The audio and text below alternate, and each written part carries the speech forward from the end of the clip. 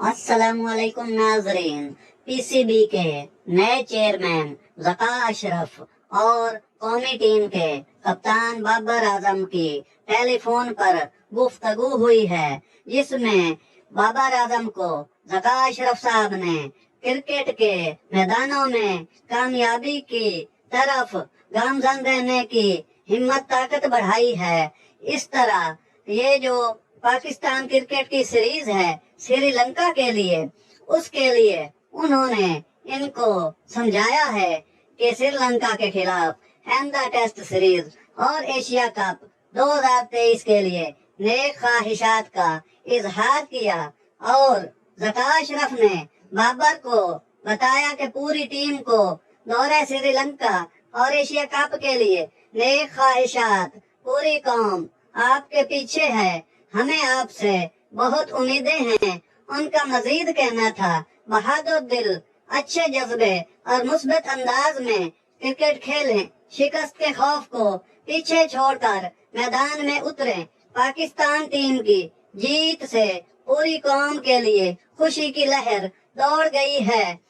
पाकिस्तान का नाम हर मैदान में बुलंद है। इसके जवाब में 28 साल कप्तान ने ज़का अशरफ के दौर में होने वाले टूर्नामेंट में पाकिस्तान की पिछली फतह को उजागर किया और उसे एक बार फिर जीतने का यकीन जाहिर किया।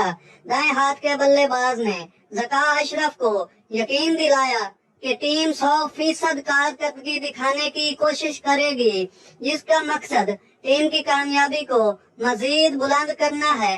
बाबर ने कहा कि जब आप पहले 2012 में चेयरमैन थे तो हमने एशिया कप जीता था। हम आपकी मौजूदगी में एक बार फिर एशियन इवेंट जीतने की कोशिश करेंगे।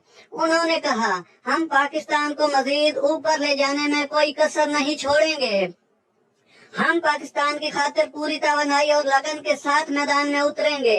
पाकिस्तान ने आखिरी बार जुलाई 2022 में श्रीलंका का दौरा किया था और इसमें 2 मैचों की टेस्ट सीरीज 1-1 से बराबर रही थी।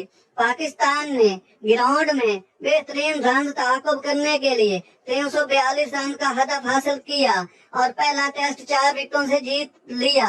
मेजबान टीम ने दूसरे टेस्ट में वापसी करते हुए 246 रन की जीत के साथ सीरीज बराबर कर दी। नाजरीन, हमारी अगर खबर अच्छी लगी हो तो इस चैनल को सब्सक्राइब करें, लाइक शेयर भी करें। शुक्रिया, बहुत शुक्रिया।